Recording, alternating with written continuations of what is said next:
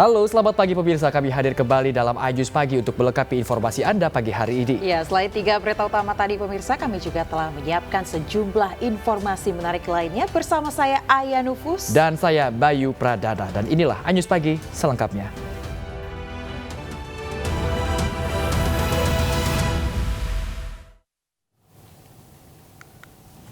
Ya pemirsa, kita awali Anyus Pagi hari ini dengan berita di mana bentrokan mewarnai eksekusi permukiman penduduk di Tangki Seribu, Batam, Kepulauan Riau pemirsa. Akibatnya pemirsa, seorang petugas terkena anak panah sementara 14 warga diamankan oleh polisi.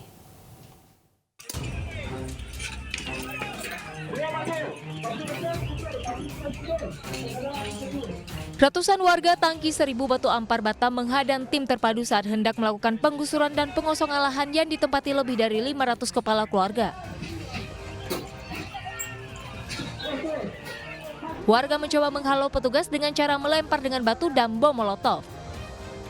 Namun petugas gabungan terus merengsek masuk dan membuarkan aksi massa hingga terjadi aksi kejar-kejaran antara petugas dengan warga. Aksi bentrokan itu 3 orang mengalami luka, bahkan 1 anggota BRIMOB terkena anak panah di bagian dada. Bentrokan ini terjadi karena beberapa kepala keluarga menolak direlokasi, sementara petugas telah memberikan surat peringatan sebelum eksekusi dilakukan. Di lokasi Tangki Seribu ya, Tangki Seribu yang dimana secara legalitas itu untuk PL-nya itu ada di PT Batamas ya. Itu untuk legalitasnya sudah jelas ya, tentang status lokasi lahan ini yang kita tertibkan. Semuanya ada 500 kakak ya. 450 ini sudah menerima untuk proses ganti rugi atau tali asih, termasuk dari PT Batamas menyiapkan yaitu relokasi lahan ya, lahan untuk mereka ini yang akan kita tentukan ini. Akibat peristiwa ini, 14 orang warga yang diduga provokator diamankan bersama barang bukti berupa panah dan senjata tajam. Dari Batam, Kepulauan Riau, Gusti Yonosa, Ainus melaporkan. Pemirsa, unjuk rasa puluhan ex-karyawan PT Wijaya Inti Nusantara yang di PHK massal oleh perusahaan di kantor Kejaksaan Tinggi Sulawesi Tenggara berlangsung ricuh. Massa memaksa masuk ke dalam kantor untuk bertemu Kejati Sultra.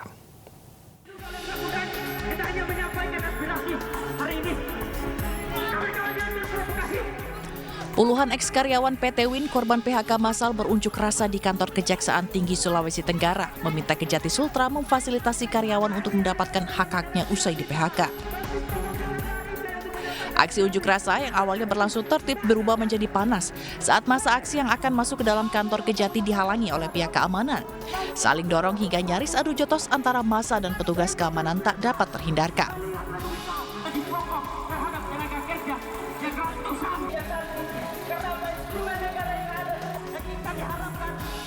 Kami masih berstatus pekerja. Kami mogok kerja karena menuntut hak kami yang mulai dari kenaikan upah, BPJS, lemburan apa semua itu. Malah kami di PHK kembali. Karena tak mendapatkan solusi, puluhan ex-karyawan PT Win kemudian mendatangi kantor Dinas Tenaga Kerja Sulawesi Tenggara untuk mengadu. Sementara itu, Kabid Pengawasan Disnaker Trans Sultra telah menerima aduan para pekerja.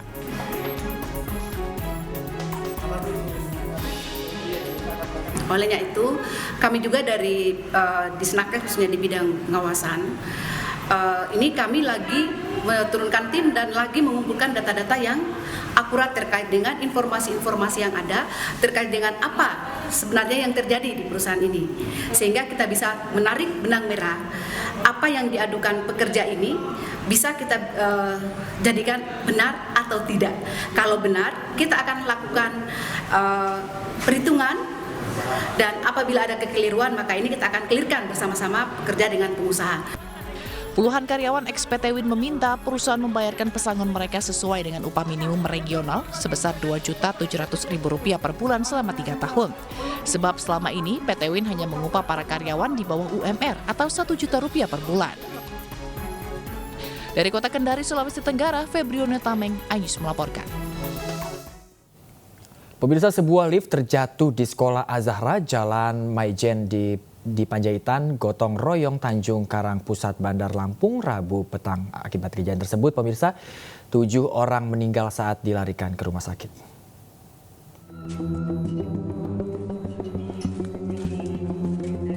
Insiden terjatuhnya lift di sekolah Az-Zahra mengakibatkan 7 orang pekerja bangunan meninggal dunia dan 2 orang masih dilakukan perawatan di Rumah Sakit Bobi Waras, Bandar Lampung. Penjaga sekolah mengatakan sempat mendengar keras bunyi benda terjatuh. Kemudian, ia segera menghampiri dan melihat 9 pekerja tergeletak dan mengalami luka-luka dan patah tulang. Namun beberapa di antara korban masih dalam kondisi sadar. Langsung dibawa ke rumah sakit. Yang Anda lihat dari orang-orang yang terjatuh itu ada yang luka-lukanya? Luka. Di mana? Ada yang patah juga ada. Ada yang patah? Ada yang patah.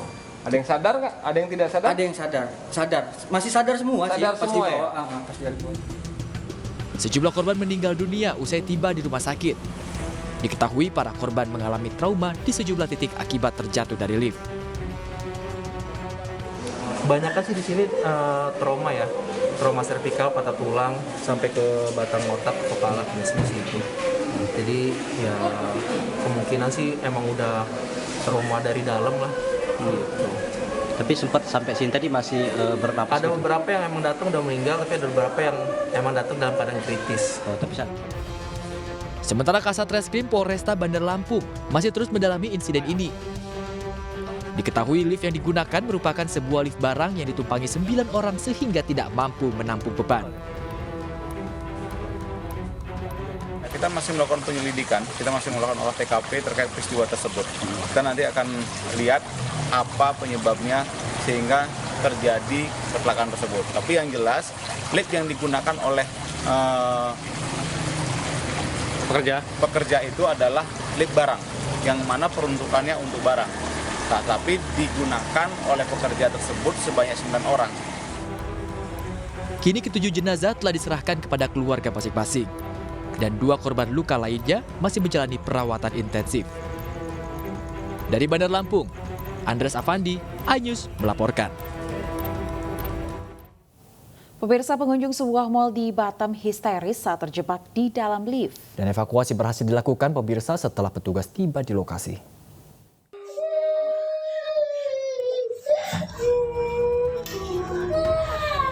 Tangisan anak kecil dan ibunya ini terdengar saat lift yang digunakan tiba-tiba tidak dapat bergerak dan tidak dapat membuka pintu. Peristiwa ini terjadi di salah satu lift di Mall Batam Center.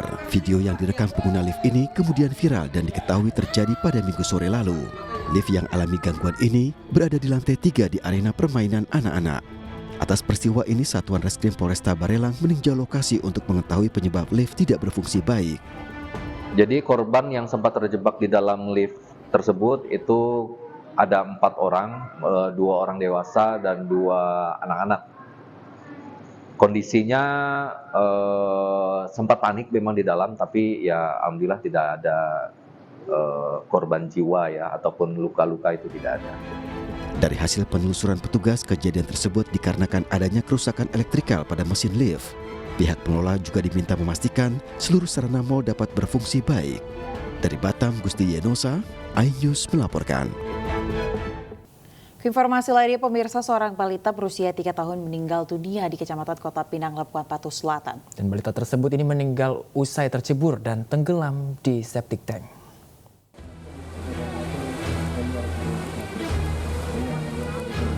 Isak tangis tak terbendung di saat keluarga harus mengantarkan jenazah RTA yang merupakan anak dari Eka dan Tia.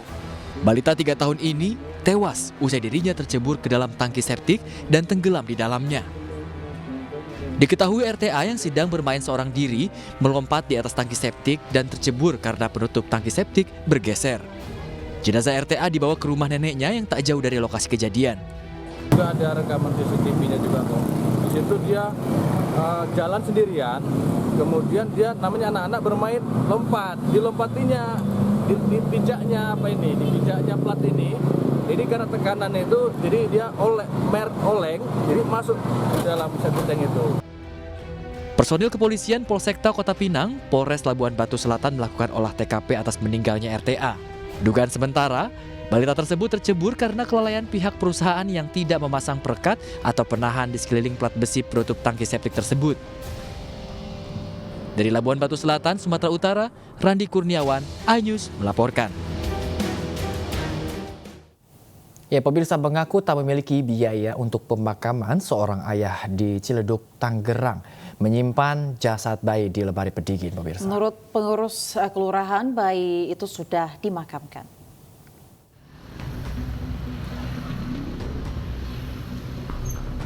Temuan jasad bayi dalam mesin pendingin menggegerkan warga Ciledug, Tangerang, Banten. Pasalnya, hal tersebut dilakukan oleh ayah bayi di sebuah rumah kontrakan di Jalan Tanah 100, Kelurahan Sudimara Jaya. Pelaku yang berinisial S mengaku terpaksa menyimpan jasad bayi dalam mesin pendingin karena tidak memiliki biaya untuk pemakaman. Seorang warga yang tinggal di kontrakan, Yusnal, mengaku tak kenal dengan orang tua sang bayi karena S tidak bergaul dengan tetangga sekitar. Yusnal bahkan baru mengetahui kejadian tersebut dari ketua RT. Bayi yang meninggal taruh di freezer. Freezer mana? Mungkin dia ada kulkas kan? Mungkin taruh di situ, saya nggak tahu. Baru saya tahu. Oh, Bapak juga baru tahu nih tadi nih? Baru saya tahu, barusan. Sementara itu, Sekretaris Kelurahan Sudimara Jaya, Mustofa Kamal, mengatakan ayah bayi sempat melaporkan anaknya meninggal usai dilahirkan ke ketua RT setempat. Menurut Mustofa, jasad bayi itu disimpan dalam mesin pendingin selama 1 hari. Ya, nggak lama sih, cuma mungkin nggak sampai 2 hari, kalau diberita 2 hari ya. Iya. Atau cuma sehari kalau saya itu taruhlah di situ di kontrakan. Nah, staf kami ke situ datang, ya ada bayi yang memang di situ di kontrakan tersebut. Akhirnya kita bantu untuk dimakamkan. Tapi benar saat itu di dalam freezer tuh Pak, ditaruh sama si bapaknya itu? Itu baru informasi yang saya terima. Setelah mendapat surat keterangan kematian, jasad dimakamkan di TPU Selapanjang, Kota Tangerang. Sementara sang ibu masih menjalani perawatan di RSUD Kabupaten Tangerang. Guna penyelidikan lebih lanjut, ayah bayi diperiksa polisi. Dari Tangerang, Banten, Sukron, iNews melaporkan. Cipto Raharjo, pria yang memiliki berat badan 200 kg, pemirsa tiba di instalasi care unit atau ICU RSUD Kota Tangerang, Banten untuk menjalani perawatan medis. Ia kesulitan berjalan sehingga dibantu alat bantu dorong dari BPBD Kota Tangerang.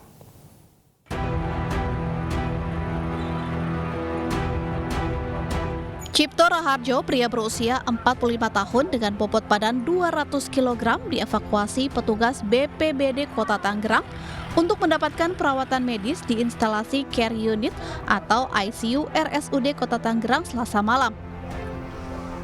Puluhan petugas berjibaku menurunkan tubuh Cipto yang hanya bisa terduduk di atas sebuah papan ke atas alat bantu dorong atau valet menuju ruang perawatan. Cipto memiliki tubuh gemuk sejak masih sekolah, namun kian membesar sejak tahun 2010 pasca usaha pengepul rongsokannya bangkrut. Kalau badan mah segitu-gitu aja bang, cuma kakinya semakin gede, gitu loh. Nah 2 minggu yang lalu sebelumnya itu masih bisa sempat jalan, bisa naik motor gitu kan. Nah setelah 2 minggu kemarin itu udah kondisinya udah semakin melemah gitu, udah lemas, udah doyan makan lah. Ya akhirnya ya mungkin tenaga berkurang, ya itu nggak bisa berdiri. Ada keluhan di kakinya atau penyebab kakinya? Nah kalau keluhan iya di kaki itu, utamanya kan kaki ya. Keluarga berharap Cipto mendapatkan perawatan medis memadai sehingga dapat kembali beraktivitas. Dari Tangerang, Banten, Sukron, iNews melaporkan.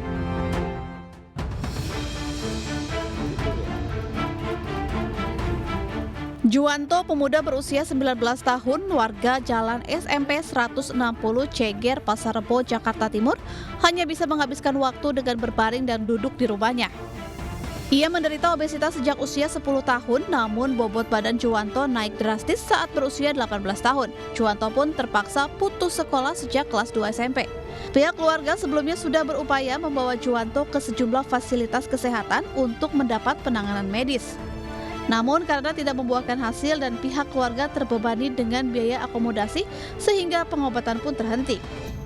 18 sudah nggak bisa jalan lagi, hanya bisa tidur-tiduran di sini aja, paling duduk gini doang bisanya sampai sekarang. Paling kalau bisa duduk di depan. Duduk di depan, dan itu jalan nggak? Jalan. Jalan kaki maksudnya. Oh, sekarang udah nggak bisa. Oh gitu. Anda udah sempat berobat belum sih? Udah. Tapi yang ada kelanjutannya. Rumah sakit itu kita belum pernah siapa. Kita masalah biaya gimana kan kita nggak tahu. Sebelumnya sudah pernah berobat atau gimana? Dulu udah pernah berobat dari apa? Ingat ya? Yang itu yang tiba sampai berapa bulan? 6 bulan. Keluarga berharap agar Juwanto mendapat bantuan penuh dari pemerintah untuk proses penyembuhan penyakit obesitas yang dideritanya. Dari Jakarta, Rio Manik, iNews melaporkan. Pemirsa, puluhan rumah warga di kota Lubuk Linggau, Sumatera Selatan terendam banjir. Akibatnya pemirsa aktivitas warga di 2 kelurahan terganggu. Curah hujan tinggi menyebabkan air sungai Pelalau meluap hingga merendam puluhan rumah warga di 2 kelurahan kota Lubuk Linggau, Sumatera Selatan. Ketinggian berkisar 50 cm hingga 1 meter. Hal ini mengakibatkan sejumlah titik ruas jalan terputus dan tidak bisa dilalui kendaraan. Meski terendam banjir, sejumlah warga masih bertahan di rumah mereka dan menunggu datangnya bantuan dari Dinas Sosial Kota Lubuk Linggau. Sementara itu, petugas gabungan dari BPBD, Dinsos dan pihak kecamatan tetap melakukan evakuasi kepada sejumlah warga, terutama lansia dan anak-anak ke lokasi yang lebih aman.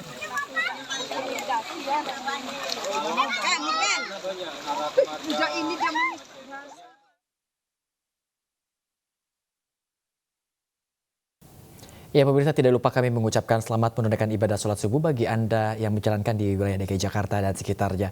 Pemirsa, terima kasih Anda masih di News Pagi bersama saya Bayu Pradana dan rekan saya Aya Nufus. Pemirsa, kita ke informasi berikutnya, di mana melanggar ketertiban umum. Seorang pengamen diamankan Satpol PP Bali. Ya, dan pengamen yang mengaku tunanetra ini ternyata pura-pura buta.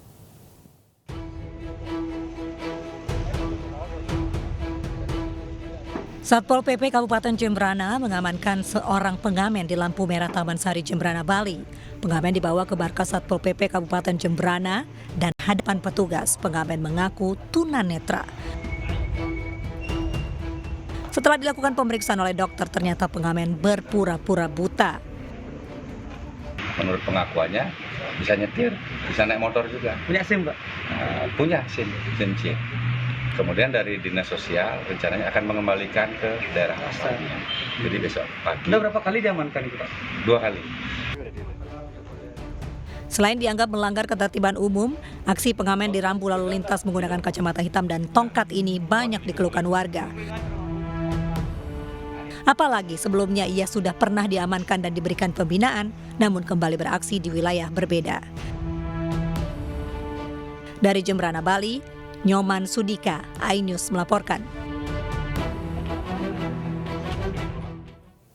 Pemirsa, viral di media sosial, video seorang pengemis di Kabupaten Pati, Jawa Tengah sedang asik berada di sebuah tempat hiburan malam. Ya, pengemis yang diketahui kerap mangkal di kawasan Lampu Merah Puri ini tampak asyik berjoget sembari ditemani oleh seorang pemandu lagu.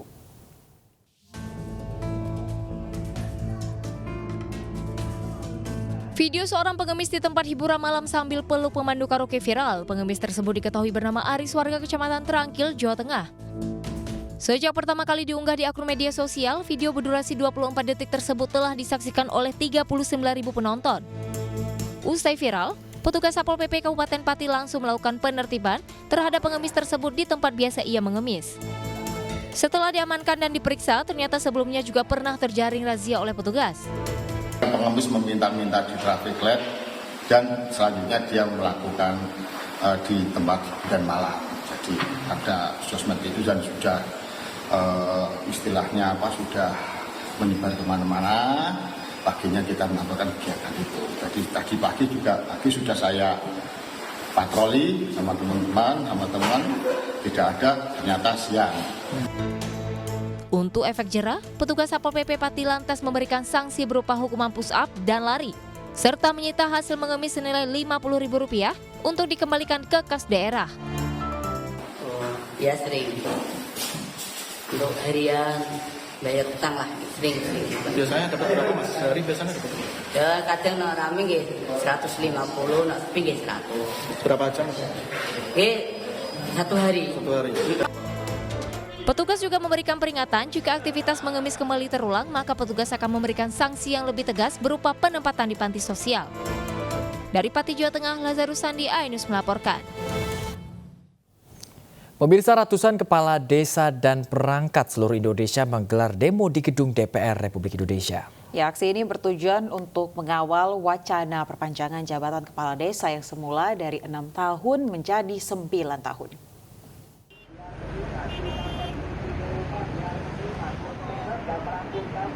Para kepala desa seluruh Indonesia yang tergabung dalam Asosiasi Pemerintah Desa Seluruh Indonesia melakukan aksi damai di depan gedung DPR RI. Aksi ini dilakukan untuk mengawal usulan inisiatif DPR RI terkait revisi masa perpanjangan jabatan kepala desa dari 6 tahun menjadi 9 tahun dalam 2 periode. Sebelumnya, ribuan kepala desa juga telah melakukan demonstrasi untuk perubahan Undang-Undang Nomor 6 Tahun 2014 tersebut. Masalah perpanjangan itu pun sudah konsen, tinggal bagaimana legislatif mengawal kepada eksekutif agar benar-benar ini bisa sejalan dengan baik. Itu harapan kita. Tinggal saya berdoa sajalah kedua lembaga ini mudah-mudahan mendengarkan keluhan-keluhan, aspirasi-aspirasi oleh para kepala desa se-Indonesia dari Sabang sampai Merauke. Saat ini, Badan Legislatif DPR menyetujui naskah revisi Undang-Undang Nomor 6 Tahun 2014 tentang desa dibawa ke rapat paripurna untuk disahkan menjadi inisiatif DPR RI. Dari Jakarta, Esra Ambarita, Pandu Priyo, Zulkarnain, iNews melaporkan.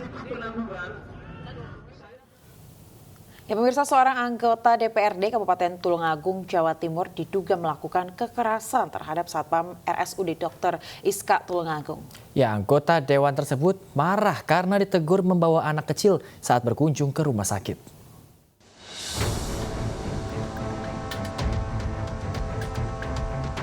Inilah video rekaman CCTV RSUD Dr. Iska Tulungagung yang merekam aksi arogan seorang anggota DPRD setempat.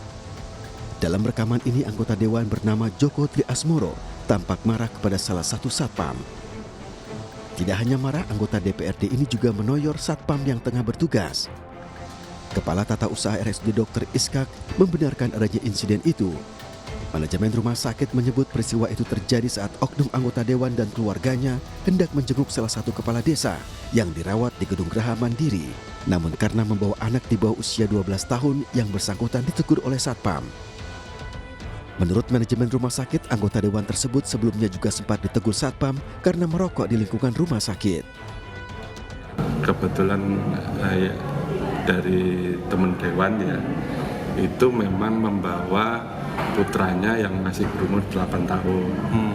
Di aturan kami yang boleh menjenguk istilahnya di tempat rawat inap itu memang umur 12 tahun. 12 tahun kok baru boleh ya, sehingga itu diingatkan. Oknum anggota DPRD Tulungagung saat dihubungi wartawan melalui telepon membantah telah melakukan kekerasan. Pihaknya justru menilai satpam tersebut kurang sopan saat menegur pengunjung. Gak enak aku mukul atau apa, enggak ada. Tapi memang aku melepas masker dia ya. Tapi di CCTV itu ada, Pak. Ya enggak apa-apa, Mas. Memang aku melakukan kekerasan fisik enggak apa-apa. Tapi yang jelas tidak ada. RSUD Dr. Iskak memastikan satpam tersebut menjalankan tugas sesuai prosedur dan aturan rumah sakit. Pihak rumah sakit berencana akan melaporkan ke polisi terkait peristiwa ini. Dari Tulungagung, Jawa Timur, Anang Agus Faisal, iNews melaporkan. Kita ke informasi lainnya, pemirsa. Polda Metro Jaya menggeledah apartemen tersangka penipuan Rihana dan Rihani di Gading Serpong, Tangerang, Banten. Polisi mengaku masih mendalami terkait kemungkinan ada tersangka lain dalam kasus penipuan dengan total kerugian mencapai 3 miliar rupiah tersebut.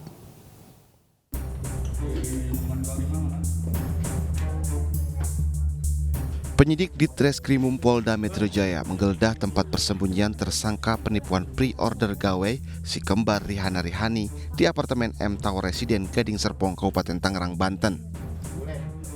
Penggeledahan dilakukan dengan membawa kedua tersangka. Dari hasil penggeledahan, penyidik menemukan sejumlah barang bukti tambahan, di antaranya sejumlah buku tabungan, kartu ATM, dan catatan keuangan milik Rihana Rihani. Sejumlah barang bukti tersebut kemudian dibawa penyidik ke Mapolda Metro Jaya untuk diperiksa lebih lanjut. Si kembar Rihana Rihani ditangkap Selasa dini hari. Penangkapan berhasil dilakukan berdasarkan kerja dari tim sus dan laporan dari masyarakat. Akibat perbuatannya, pelaku kini telah ditahan dan dijerat pasal berlapis.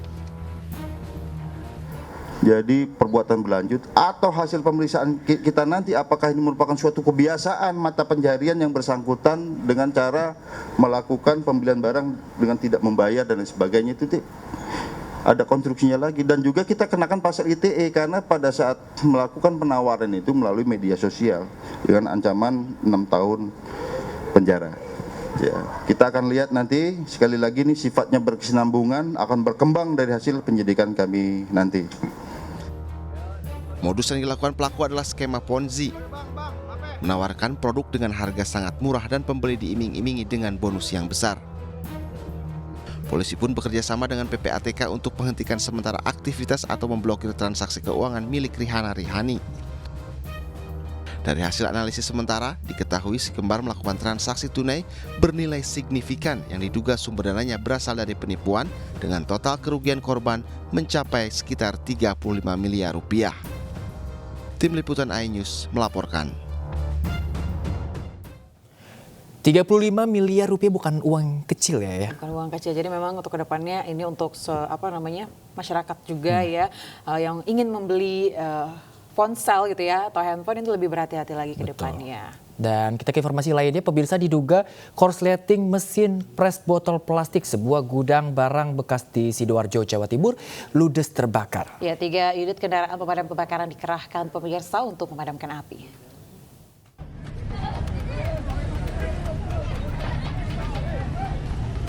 Kepulan asap hitam disertai kobaran api yang muncul dari sebuah gudang barang bekas membuat panik warga desa Klopo 10, Kecamatan Sukodono, Sidoarjo, Jawa Timur. Banyaknya tumpukan bahan yang mudah terbakar dan angin yang kencang menyebabkan kobaran api semakin membesar dan meludeskan setiap sudut gudang. Meski sempat mengalami kesulitan karena angin yang kencang dan aliran listrik yang belum dipadamkan, 3 unit kendaraan pemadam kebakaran milik Pemkab Sidoarjo dikerahkan untuk memadamkan api. Kata teman-teman dari mesin pres itu kayaknya kotor. Dari awalnya itu sebenarnya sudah dipakai pemadam internal tapi tidak ngatasi. Kalau boleh tahu ini tempat apa? Gudang apa ya Pak Lurah? Kalau bahasa orang sini itu rotokan. Ya orang-orang mau dipersihin itu kan namanya bermacam-macam, akhirnya memang barang sudah terbakar gitu ya. Api berhasil dipadamkan setelah petugas melakukan pembasahan selama 3 jam. Tidak ada korban jiwa dalam peristiwa ini, namun kerugian ditafsir ratusan juta rupiah. Dari Sidoarjo, Jawa Timur, Yoyo Agusta iNews melaporkan. Polisi selidiki dugaan video viral sejumlah pria salat berjamaah dengan imam seorang wanita. Informasinya usai jeda berikut ini, tetap di News Pagi pemirsa.